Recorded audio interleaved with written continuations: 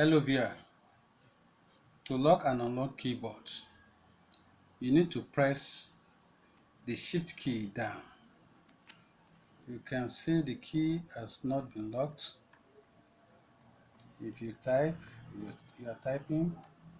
So for me to lock this key, I have to press the shift key for some minutes until a sound is being heard.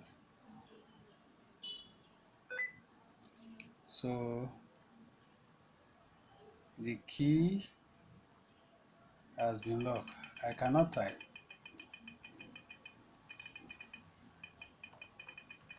So let me unlock it.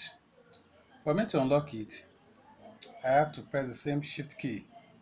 Hold it for some minutes until I hear sound.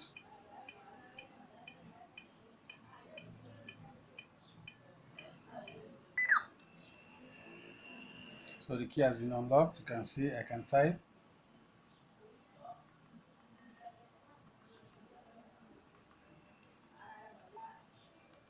So I can type. So thank you for watching. So the key has been unlocked. Goodbye.